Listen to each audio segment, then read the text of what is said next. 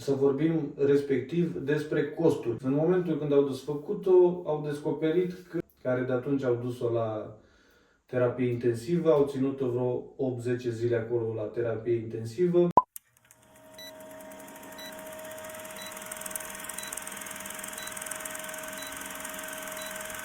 Salutare și bine ați venit la un nou video pe canalul nostru de YouTube. Așa cum știți, din când în când mai vă facem un video așa informativ, de fapt eu, să vă mai povestim din lucruri care le întâlnim noi aici, le întâmpinăm și așa poate aveți și voi nevoie de aceste informații, poate vă loviți, poate de aceste lucruri și nu știți cum să procedați. Astăzi o să vă povestesc cum am procedat noi în legătură cu mama, că am avut-o internată aici la spital și a trecut prin operațiile care a trecut. Datorită faptului că am primit și multe comentarii pe canalul nostru de YouTube, am hotărât să fac acest video, să vă dăm aceste detalii în ceea ce ne privește pe noi respectiv. Nu știm cum sunt alte situații, să zic, la alte familii, alte persoane, poate să fie diferit de la caz la caz. Noi vă spunem, mai exact eu vă povestesc, din propria noastră experiență, ceea ce am trăit noi și cum am procedat în legătură cu internarea mamei în spital aici în Italia, ținând cont că ea nu lucrează aici în Italia, nu are niciun venit, nu are nicio pensie aici în Italia, practic fără niciun venit. Să începem cu începutul, ca să spun așa. Am adus-o aici în Italia, i-am scos codice fiscal, după care i-am făcut rezidență, am mers cu ea la primărie, a trebuit să-mi traduc certificatul meu de naștere ca să dovedesc că este mama, ca să pot să îi fac rezidență la adresa mea, la domiciliul meu. După care am mai trecut o perioadă de un an și ceva până a hotărât că vrea chiar să meargă la spital, că era frică, că așa și știți cum e. După care, după un an și ceva, adică respectiv anul acesta, a venit în Italia și a luat-o Cosmin în Carico, adică, cum să zic eu, a luat-o pe asigurarea lui, ca să vă spun exact mai pe înțelesul vostru, pentru că la mine deja era Izabela cu Alina și am zis, mă, tu tot e singur, așa că iau-o pe asigurarea ta de sănătate. Ca să-ți iei părintele aici în Italia, de exemplu, care nu lucrează, nu are niciun venit și să-ți o iei în Carico, cum se spune, pe asigurarea ta de sănătate, nu poți decât prin modul de a merge și respectiv patronul, șeful tău, să-ți o ia cu o declarație, să-ți o pună pe asigurarea ta de sănătate. Altfel, nu știu, n-am întâlnit alte situații, posibil să fie și altă modalitate, dar noi numai așa am putut să facem. Eu am mers, de exemplu, prima dată până să o ia el, mă refer acum un an și ceva, când trebuia să meargă mai de demult la spital, și am mers la CUP, așa se numește aici, unde faci și testarea sanitară când ești angajat și ai o asigurare de sănătate prin cadrul muncii.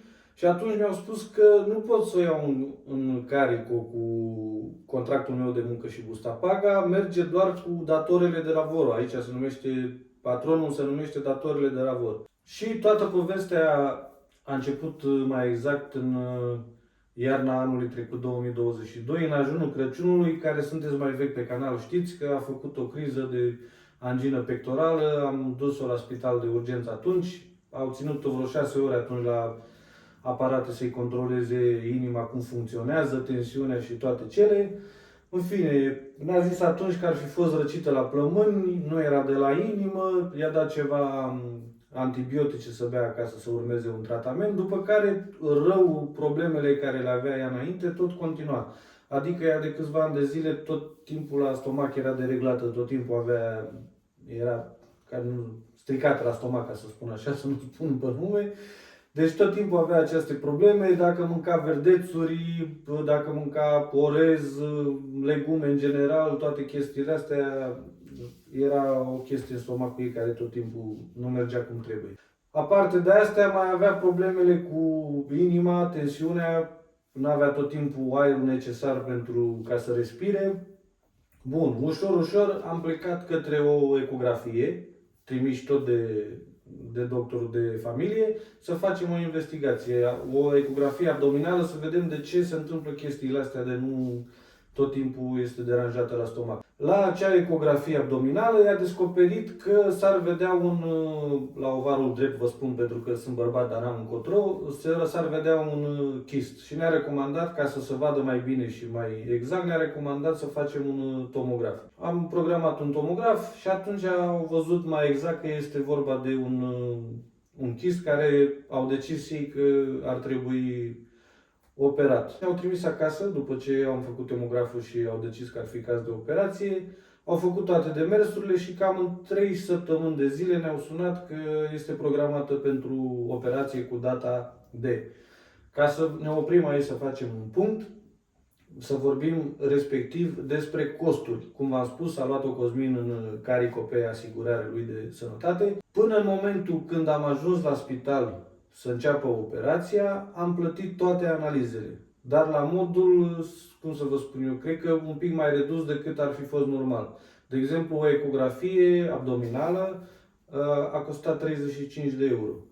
Un tomograf a fost, să nu greșesc, dacă nu cumva uit sau dacă a greșesc și văd în hârtii cât a costat, cred că undeva la 55 de euro un tomograf.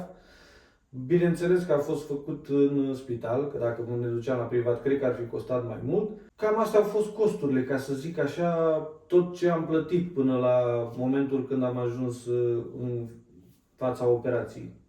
A trecut perioada ne-a dat programarea undeva la 3 săptămâni după ce ne-am sunat și a venit ziua să o opereze. Ne-au spus că posibil, când o desface să o opereze la ovar, posibil să găsească să fie și în partea cealaltă atacat sau posibil să fie numai acolo și a zis că ne dă răspunsuri în funcție de ce găsesc. Bun, a început operația, asta înseamnă acum vreo 2 luni și ceva în urmă și au desfăcut-o prima dată pentru acel chist, acea tumoare care o avea acolo. În momentul când au desfăcut-o, au descoperit că la intestinul subțire și acolo este o problemă. Și atunci n-au mai continuat cu operația care era pentru acel chist, pentru acea tumoare. Au optat să îi taie 15 cm din intestinul subțire pentru că avea niște blocaje pe el, pur și simplu niște carne crescută, știți ce înseamnă. Și nu circula, nu trecea ca lumea, nu-și făcea munca lui, ca să spun așa, ca să transforme mâncarea care vine din stomac în intestin, să o transforme în fecale sau cum se spune, să iasă către intestinul gros, către afară. În fine, deci la prima operație, în loc să îi taie ce avea de tăiat acolo, acel chist, au decis să oprească acolo pentru că nu era atât de periculos cât era acest blocaj al intestinului subțire. Au tăiat 15 cm. Ne-au chemat, ne-au anunțat în acea zi imediat după operație și ne-au spus că n-au reușit să termine ce avea acolo partea de jos, s-au tăiat din intestin ce au făcut și că o lasă o săptămână în spital să își revină după prima operație, după care o vor tăia din nou și să-i continue operația care mai avea și cu acel chist. A mai trecut o săptămână, aproape 10 zile a stat internată în spitalul de la Parma, ca să nu uit, dar cei mai vechi pe canal știți că acolo a fost internată.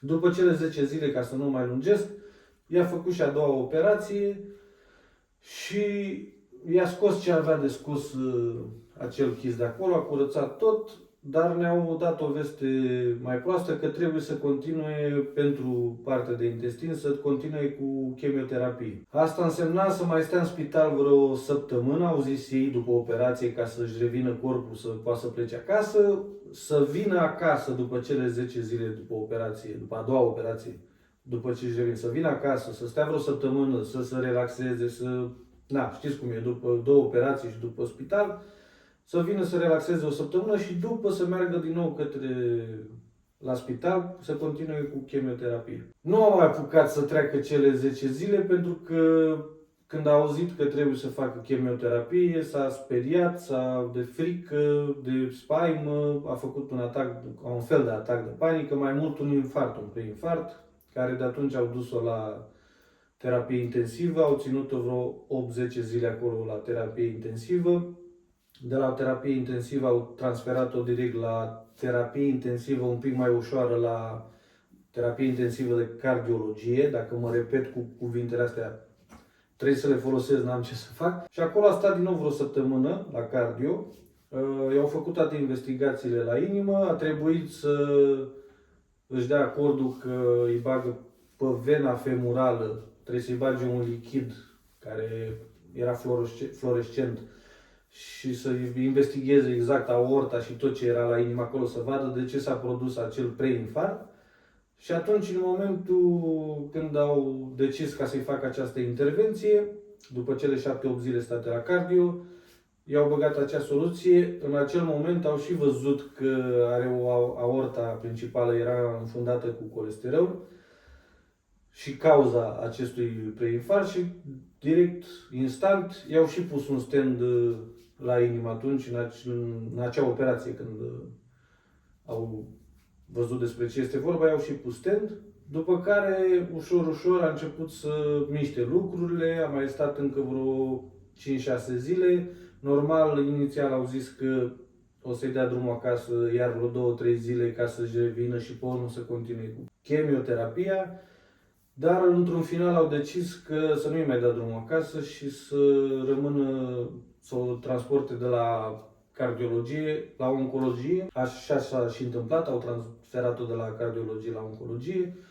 Acolo au ținut-o din nou în investigații să vadă ce fel de chemioterapie să-i facă ca să nu-i afecteze inima și să nu-i facă mai mult rău decât are.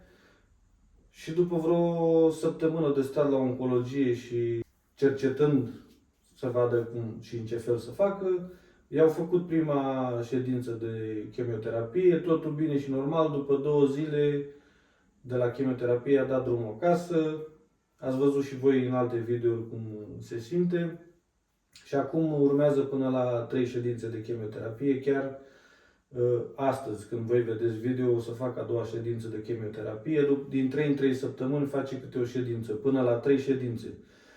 După a 3-a ședință o să-i facă din nou un tomograf și dacă se duce din boala care este pe intestin cât trebuie, atunci o să urmeze din nou o operație la paroscop și să mai curețe ce intervenție să mai facă ei acolo, ce mai are de curățat, ce mai rămâne minor. Dacă nu, în caz că nu a acționat cât trebuie, mai continue de la cele 3 ședințe până la 6 ședințe de chemioterapie și la final din nou urmează o intervenție la paroscop. În fine, cam asta a fost parcursul. De plătit, să știți că, v-am spus că am plătit analizele, dar din momentul când a intrat în spital și a devenit un caz de operație, o urgență, nu s-a mai plătit absolut nimic. Sub nicio formă, niciun fel de nicio analiză, niciun tomograf, niciun nimic. Deci, să înțelegeți, 2 operații, stand la inimă, fără să plătești măcar un cent. Despre comportamentul celor din spital, ca să zic așa, asistente, infirmiere, doctor, nu aș avea să le reproșez absolut nimic. De exemplu, după a doua operație, de la anestezie, a trecut într-o formă de vomitat așa în continuu, cred că undeva la 4-5 ore, nu putea să abțină. Din 5 în 5 minute dădea afară. Vreau să spun că am murdărit într-o zi, cred că 7-8 cămăși din alea, cum vomitat o dată de 2 ori, gata, venea și îi schimba cămașa, îi schimba cearșaful, tot, absolut tot. Curățenie, nu mai vorbesc că era la ea acasă, atent cu orice, aveai buton la pat, imediat cum apăsa pe buton dacă avea nevoie de orice, nu cred că trecea mai mult de jumătate de minut, 1 minut maxim și venea și îi făcea ce avea nevoie, antidolorifice, adică calmante, ca să le spun mai exact pe românește. Nu aveau voie să facă mai repede de 5-6 ore, dar cum trecea imediat cele 5 ore și avea voie să-i facă următoarea doză, imediat îi făcea următoarea doză de calmant ca să nu simtă dureri. De spălat, ca să vă spun exact că nu putea să se spele singură sau să-și facă orice era de făcut, să ducă la baie sau așa. Acolo veneau, îi punea Pampers, ele o spălau, ele o curățau, o schimbau, deci era totul ca la carte, ca să spun așa. Am beneficiat de cel mai tare serviciu, ca să zic, Din acest punct de vedere, chiar n-am ce să le reproșez. Am rămas foarte uimiți față de sistemul din România, mă refer când ești la stat, sistemul din România și cel de aici, adică este diferență de la cer la pământ și cum stă de vorbă cu tine și doctor și asistente. Ai o senzație ciudată așa, pentru că nu trebuie să bagi mâna în buzunar să faci cuiva, să simți că ai o obligație față de cineva, pur și simplu ei își fac datoria, sunt la muncă. Da, cam astea au fost detaliile. Dacă mai aveți voi întrebări care poate le-am omis eu, că le mai și uit, au trecut atâta timp de atunci și foarte multe s-au întâmplat și nu le mai țin minte chiar pe toate. Dacă mai aveți întrebări, vă aștept la comentarii și acolo vă mai răspund. Deci, s-au plătit analizele până în momentul când s-a hotărât că este o urgență și trebuie operată și din momentul când s-a internat nu s-a mai plătit absolut nimic. Iar când a ieșit din spital, i s-a dat tratament acasă, pur și simplu a plecat cu cutia cu medicamente din spital gratis. Și aparte că orice alt medicament în plus, mergi la doctorul de familie și ți se dă compensat aici. Dacă ar mai fi ceva care am omis, v-am zis, vă aștept la comentarii, cam ăsta a fost video. Sper că ați înțeles ceva din ce v-am explicat eu aici, așa că sperăm că din ce în ce să fie mai bine, să pună pe picioarele ei. Acum este foarte slăbită după preinfarctul la 2 operații, vă dați seama. Atâtea zile a stat lungită, cred că o lună și o săptămână numai pe spate, așa, nu putea să miște, cel mai mult doar să întoarcă pe parte, pentru că mai ales după infart nu avea voie să ridice, să facă efort. Da, înțelegeți voi care este situația și cei care ați trecut prin operații sau internați în spital, vă dați seama. Deci, astea au fost situațiile. Tot ce s-a făcut în spital a fost pe asigurarea de sănătate, nu am plătit nimic. Vă spun din experiența noastră, încă o dată mă repet, nu știu, sunt și alte cazuri sau au procedat altfel posibil, nu contrazic pe nimeni, noi așa am procedat, la noi așa a fost, așa au decurs treburile. Vă mulțumesc de fapt că a stat până la final. Puneți un like dacă v-a plăcut acest video, abonați-vă la canal și ne vedem la următorul video. Vă țup de nu vă vedeți. Ciao!